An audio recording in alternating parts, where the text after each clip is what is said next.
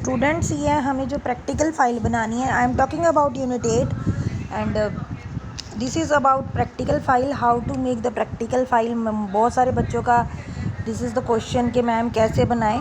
So this video is all about how to make the practical file and what mistakes you should not do.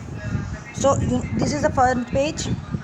Here you have to write your name, roll number, first section properly with the university roll number and college roll number, whatever you have now. These are the contents. Project, we have 4 projects. First is study of river, then study of forest. We have to do the first 2 projects, number 1 and number 2 only. In the second project, the study of the polluted site. Here we have to do the project only 2.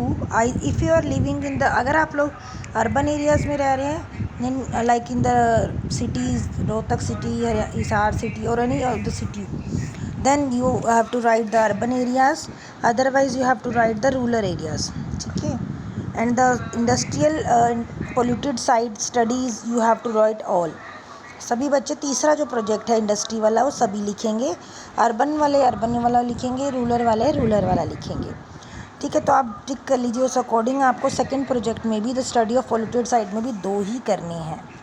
Only 2 you have to do, either rural और urban, और जो second है that is industry. The third project that the study of the common plants.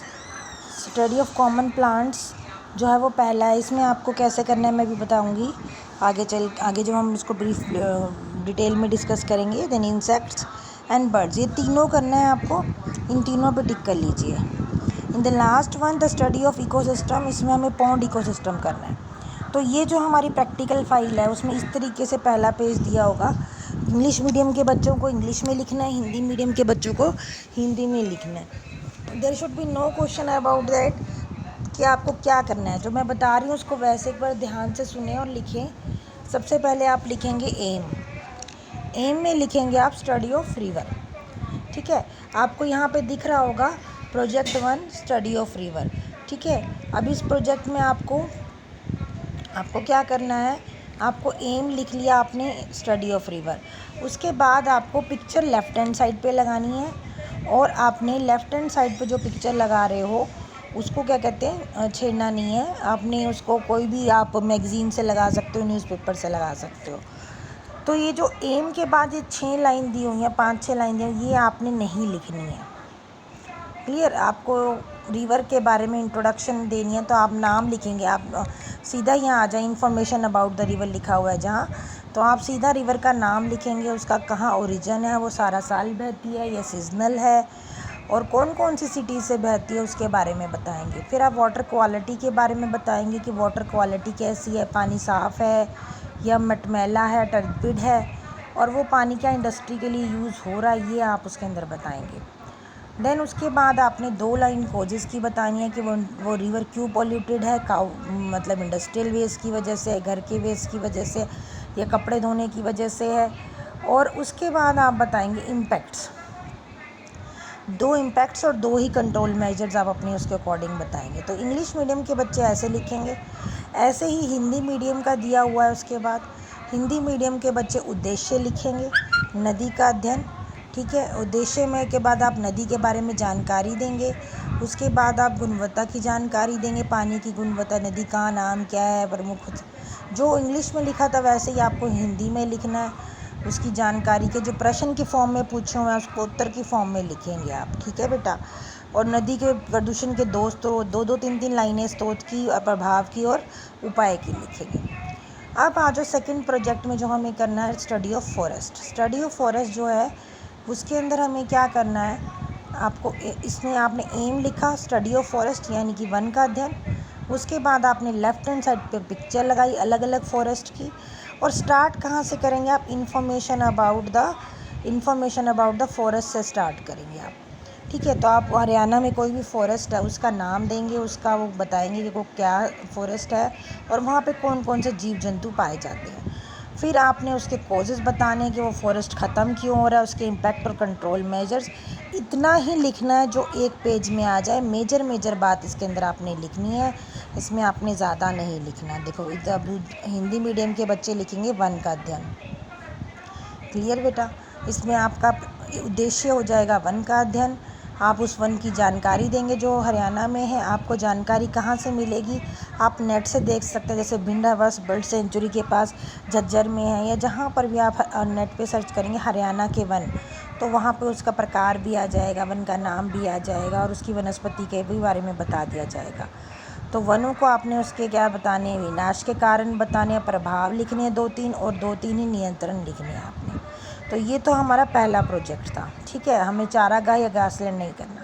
अब ना हम move करते हैं towards the second project, that is the study of polluted site. अब पोल्यूटेड साइट की जो स्टडी है, इसके बारे में मैं आपको डिटेल में बता देती हूँ। इसमें आपने क्या लिखना है, ठीक है। एम आपका हो गया स्टडी ऑफ पोल्यूटेड साइट, जो बड़ा बड़ा लिखा हुआ है आपने इसको इसी को लिखना है, स्टडी ऑफ पोल्यूटेड साइट। फिर आप लिखेंगे इंफॉर्मेशन अबाउट द, अगर आप अर्बन एरिया में हैं तो आप अर्बन का लिखेंगे, अगर आप रूरल में रहते हैं तो रूरल में लिखेंगे। जैसे ये एक पेज में आया हुआ है, वैसे आपने एम लिखकर लेफ्ट हैंड साइड पे तो वो पिक्चर लगानी है उस पोल्यूटेड साइट की, और राइट हैंड साइड में आपने जहाँ लिखना है, जहाँ लाइनें हैं, वहाँ पर बस उसका नाम बताना है लोकेशन का, कि आपका कौन सी लोकेशन पे कूड़ा है या गार्बेज है या वो अर्बन एरिया में पोल्यूशन है। उसके बाद उसके 2 सोर्सेज, 2 इफ़ेक्ट और 2 कंट्रोल मेजर, यहीं से देखकर, आगे से देखकर पीछे लिख लेना। तो 2-2 3-3 ही लिखने हैं, इतना ही लिखें जो एक पेज में आ जाए। क्लियर?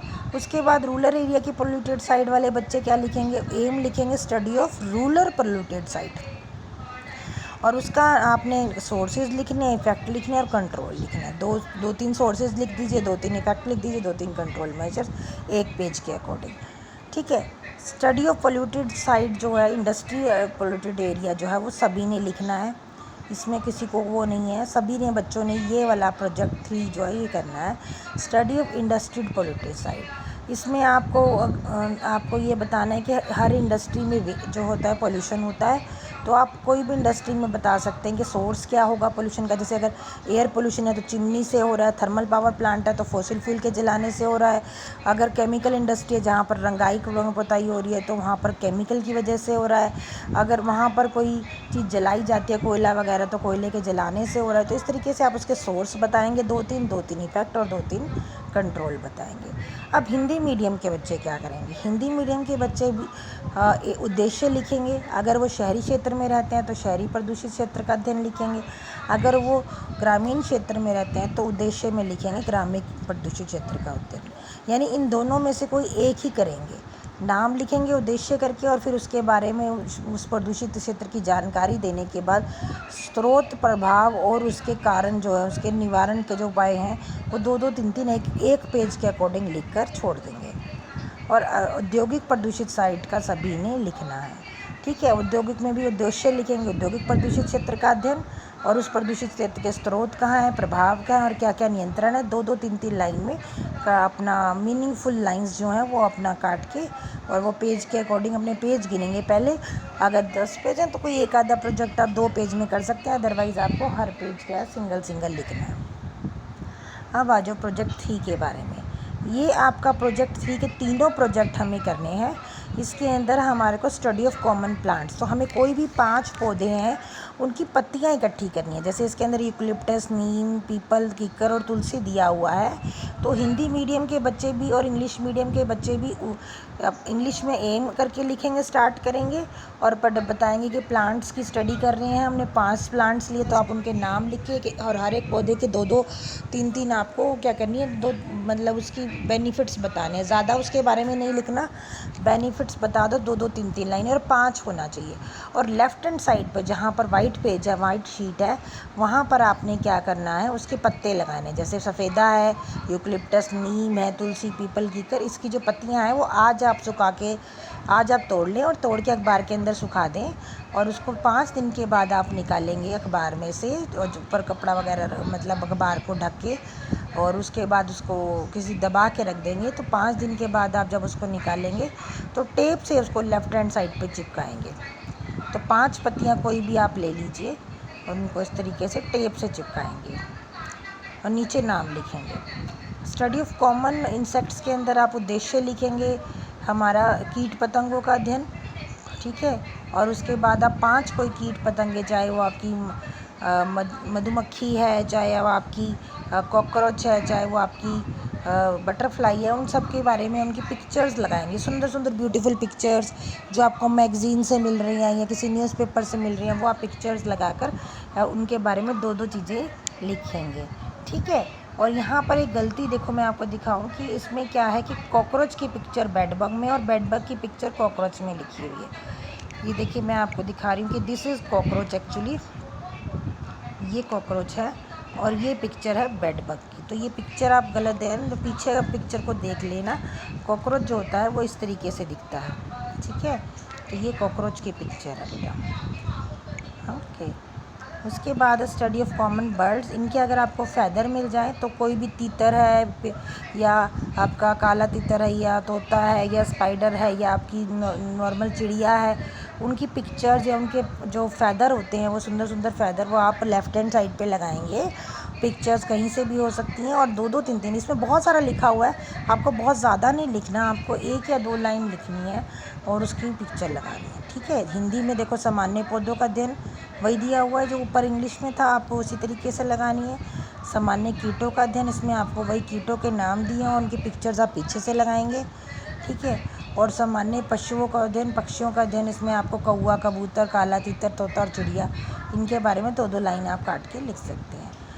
प्रोजेक्ट 4 पे आ जाइए। प्रोजेक्ट 4 है स्टडी ऑफ इकोसिस्टम। इकोसिस्टम की स्टडी जो है वो हमारी क्या होगी, इसके बारे में आपने एक ही पेज में लिखना है। तो हम यहाँ पर लिखेंगे पॉन्ड इकोसिस्टम के बारे में, ठीक है। तो हम क्या लिखेंगे, study of pond ecosystem. Pond ecosystem में हमने सीधा कहाँ से स्टार्ट करना है, हमने यहाँ से स्टार्ट करना है जहाँ पर ये लिखा हुआ है केमिकल फैक्ट इकोसिस्टम की डेफिनेशन लिखी है, 2 पार्ट्स लिखे हैं और उनके बाद हम इनका बताएंगे कि इसमें कौन कौन से कंपोनेंट हैं। तो उसके बाद आप फॉर एग्जांपल वाला जो पोर्शन है ना, यहाँ से ये वाला पोर्शन आप ज़रूर लिखेंगे, ठीक है, पॉन्ड इकोसिस्टम के अंदर। और बाकी आपने ये वाला पोर्शन आपने लिखना है, टू बी राइट, ठीक है, ये आप राइट करेंगे। और आपको क्या लिखना है, जैसे मैं आपको बता दूं, आपने लिखा aim study of pond ecosystem, आपने इकोसिस्टम की डेफिनेशन दे दी, इसके 2 कंपोनेंट्स बता दिए, ठीक है। फिर जो बायोटिक कंपोनेंट है अगर आप बता दो तो सिर्फ आपने इतना ही बताना है और उसके बाद आपने ये वाला पोर्शन स्टार्ट कर देना है एग्जाम्पल वाला, ठीक है। तो इस तरीके से अगर एक पेज पे आपका ये आ जाता है तो आपने इतना ही लिखना है। हिंदी मीडियम में पारिस्थितिक अध्ययन करेंगे, तंत्र का अध्ययन लिखेंगे, जिसमें आप तालाब का अध्ययन लिखेंगे उद्देश्य में। और वही जो मैंने अभी आपको बताया कि इसमें आपको क्या करना है, पारिस्थितिकी तंत्र की डेफिनेशन देनी है, उपभोक्ता और उत्पादक और रासायनिक और ये घटक बताने हैं। और उसके बाद आपने इसमें पाद पल्वक और ये जो है इसको ज़रूर लिखना है। अगर आपका पेज कम पड़ रहा है तो आप इतना ही लिख दीजिए, अदरवाइज़ नहीं तो पूरा लिख सकते हैं, तो आप पूरा भी लिख सकते हैं। वो आपकी उस पर है कि आपकी हैंड राइटिंग और उसके ऊपर डिपेंड करता है कि कितना आप लिख पा रहे हैं। तो ये आखिरी प्रोजेक्ट में हमें पॉन्ड इकोसिस्टम करना है। तो ये सारा मुझे लगता है कि अब आपको समझ आ गया होगा, बारी बारी आप परेशान नहीं होंगे। इस वीडियो को देखकर अपनी फ़ाइल बना लें, पीछे से लिखना है, आगे से देख के लिखना है, लाइनों वाले पेज पे लिखना है और खाली पेज पे फ़ोटो लगानी है। फ़ोटो आप कहीं से भी लगा सकते हैं, मार्क्स आपके डिपेंड करेंगे कि आपने फ़ोटो अगर पीछे से लगाई है उसके अलग नंबर हैं, आपने अलग कर्म किया है, मतलब बाहर से आपने ढूंढ ढांड के बहुत अच्छे से लगाई है तो उसके अलग नंबर है, ठीक है बच्चे। Okay, thank you all.